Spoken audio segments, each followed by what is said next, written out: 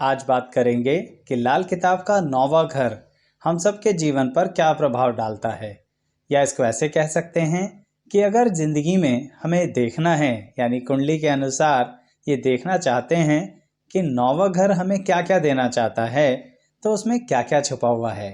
एक बात आमतौर पर सभी को पता है कि नौवां घर जो होता है वो भाग्य स्थान का है।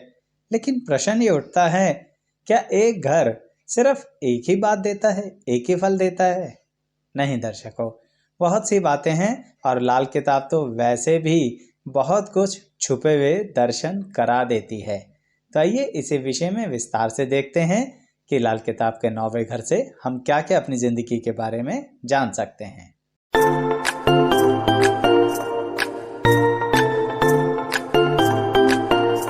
मैं एस्ट्रोलॉजर शैलेश जैन आपका अपने चैनल पर स्वागत करता हूं। दर्शकों, जैसा कि भाग्य स्थान हम सब जानते हैं, चाहे वो वैदिक शास्त्र के अनुसार हो या लाल किताब के अनुसार हो, वो 9वां घर होता है।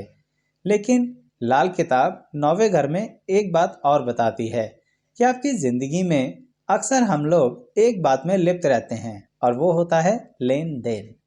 किस तरह का लेन देन? क्या सिर्फ धन का लेन देन या कोई और भी लेन देन? दर्शकों, लेन देन यहाँ धन का भी है और कर्म का भी है। यानी जो 9वां घर है ना, वो आपको ये दिखाता है कि इस जन्म में आपने जो भी कर्म किए हैं उसके कुछ फल आपको इसी जन्म में मिल जाएंगे। उसके लिए आपको अगले जन्म का इंतजार नहीं करना पड़ेगा। बिल्कुल सही कह रहा हूँ। लाल किताब भी कर्म, फल, जन्म जन्मांतर की बातें करती है और इसी कारणवश वो ये बात काफी स्पष्ट तौर पर बताती है कि जो आप कर्म दे रहे हैं उसका फल भी 9वें घर से इसी जन्म में मिल जाएगा। या फिर अगर आप किसी के साथ कुछ बहुत बुरा व्यवहार कर रहे हैं, जैसे कि आपने अगर किसी की संपत्ति हथिया ली, तो 9वें घर से ये पता लग जाएगा कि आप उसे झेलोगे या उससे आप जेल जाओगे।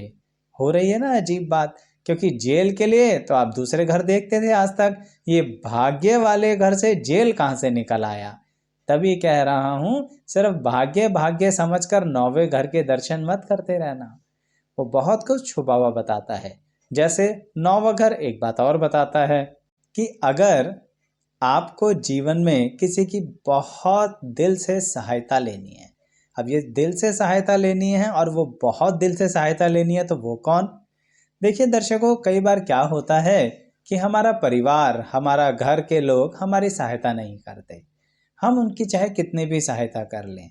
लेकिन अगर आपका 9वां घर बहुत मजबूत है, तो फिर लाल किताब इसमें बड़ा कमाल कर देती है।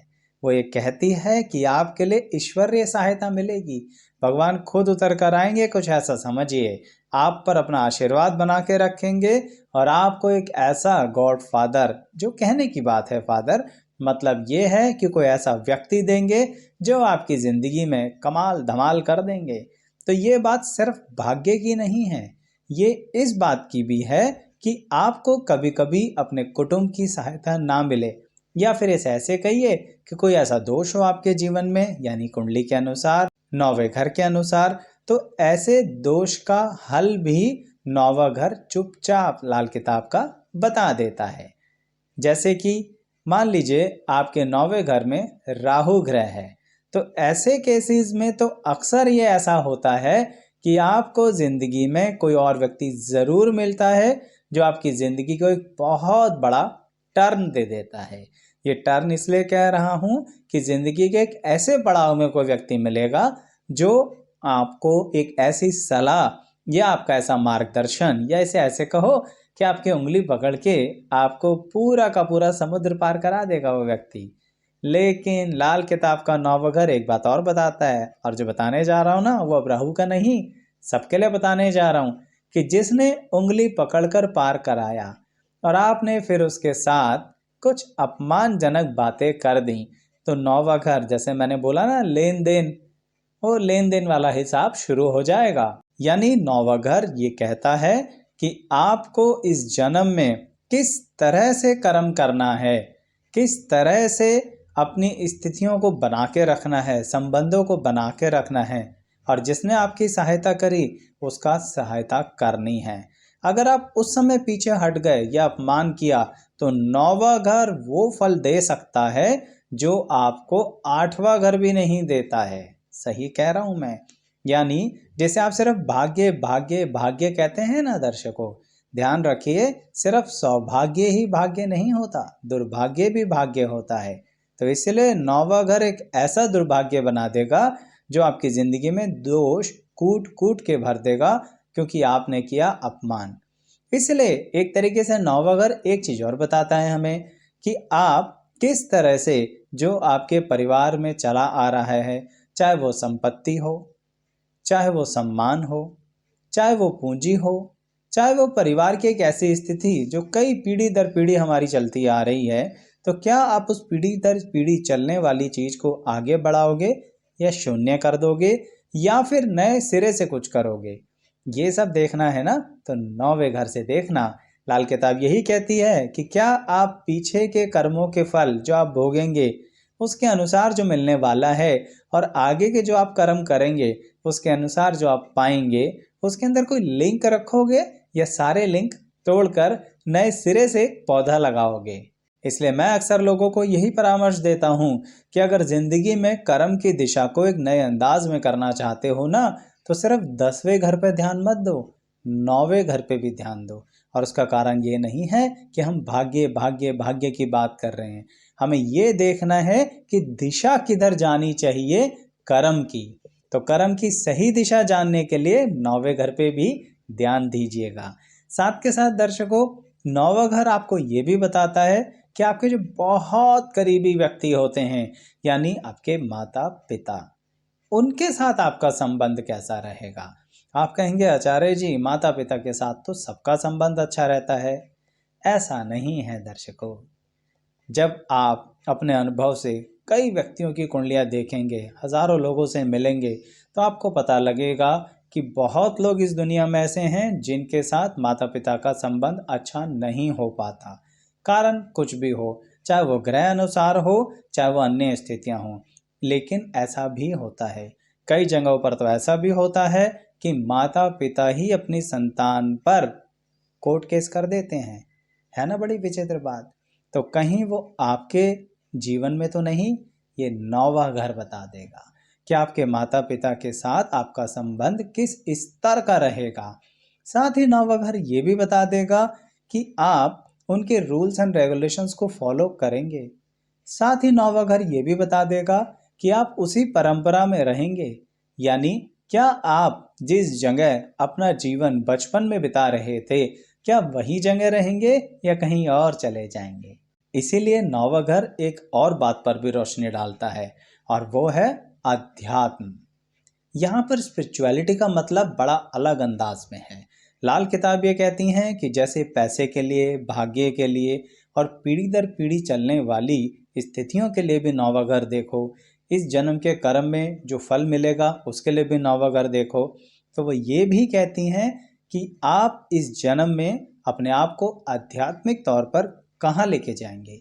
अब ये जो आध्यात्मिक तौर है ना, उसके लिए 9वां घर विचित्र कैसे है, क्योंकि यहाँ पर वो ये नहीं कहती कि आप कहीं वनवास में चले जाओ। ये बात अलग होती है किसी अन्य घर से, वो भी बताऊंगा पर जब अन्य घर की वीडियो आएगी। लेकिन अभी 9वें घर में अध्यात्म का मतलब है कि अपनी घर गृहस्थी के साथ कैसे अध्यात्म में रुचि को बनाए रखना है, ये 9वां घर बताता है। जैसे मान लीजिए आपके 9वें घर में मंगल ग्रह बैठे हैं। ऐसे केसेस में दर्शकों, आप दोनों जगह अपना समय लगाएंगे। ये दो जगह कौन सी हैं? एक होता है कि तन परिवार में और मन अध्यात्म में। तो समझ लीजिए यहाँ मंगल बैठ के बड़ा विचित्र व्यवहार करने वाले हैं, यानी आप रहेंगे तो घर गृहस्थी में, वनवास तो जाने वाले नहीं, सब कुछ छोड़कर कहीं नहीं भागने वाले, लेकिन आपका मन हमेशा अध्यात्म में लगा रहेगा।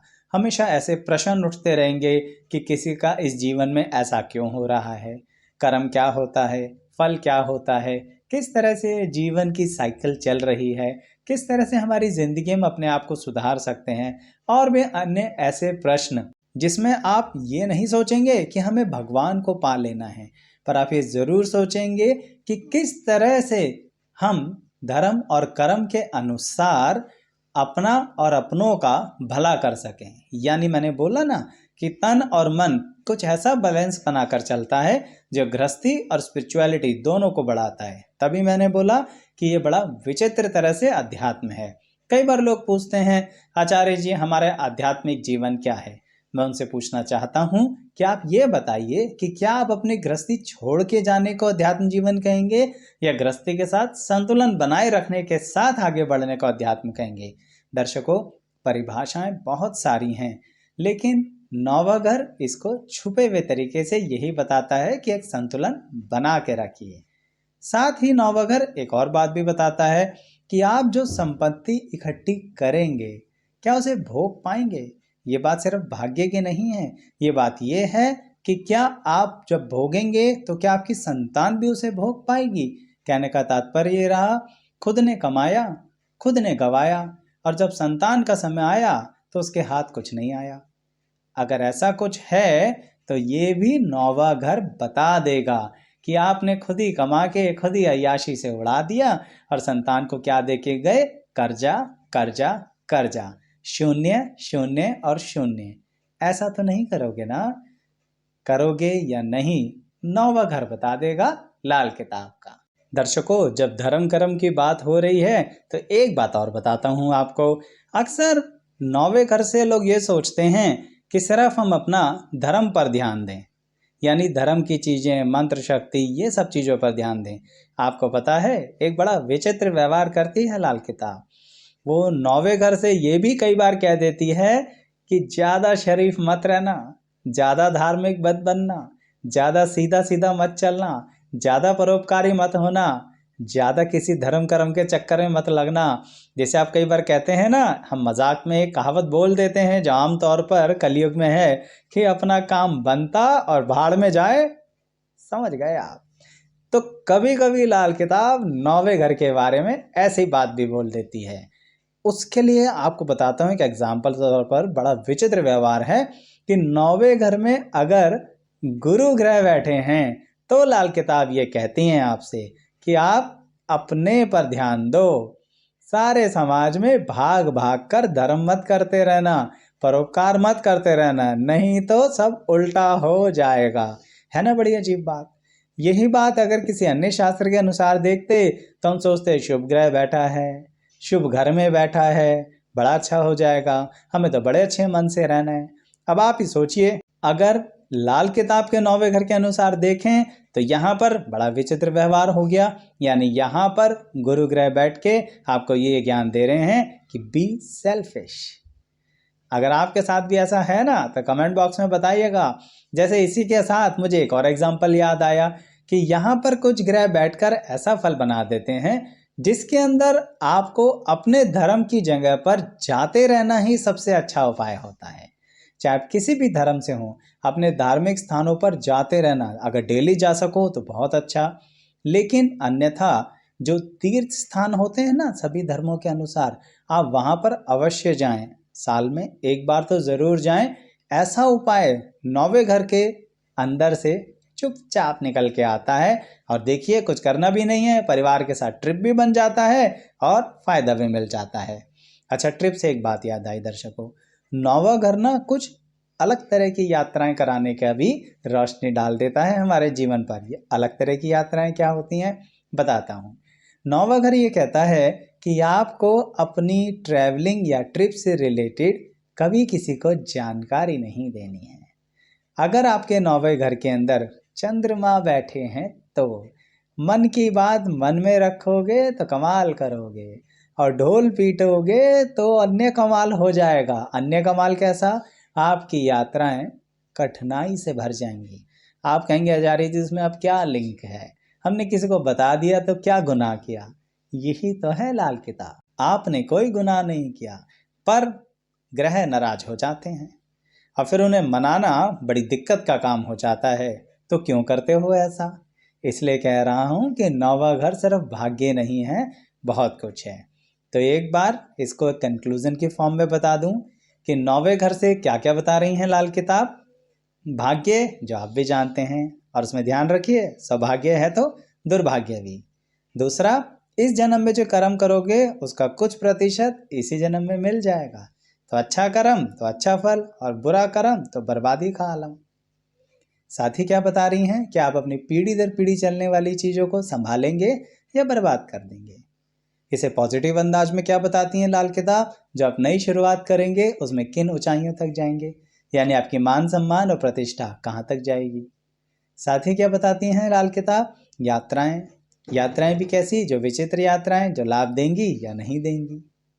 साथ ही नौवें घर से क्या देखना है कि आप जिस तरह की ज़िंदगी में भी कर्म करना चाहते हैं और आपकी ज़िंदगी की दिशा सही क्या होनी चाहिए, ये भी नौवां घर बताता है।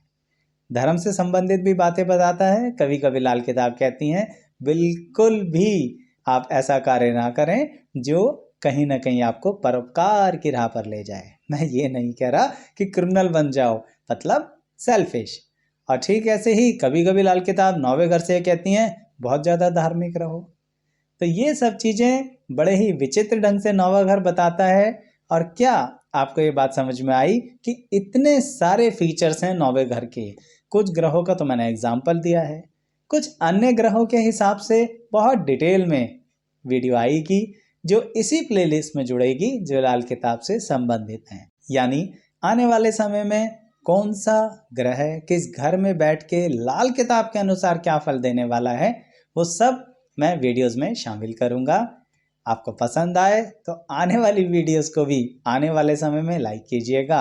और अगर आप हमारे सब्सक्राइबर नहीं हैं, पहली बार आए हैं, सब्सक्राइब कर लीजिए। कुछ ना कुछ तो हम ज़रूर आपसे डिस्कस करेंगे जो आपके काम का होगा।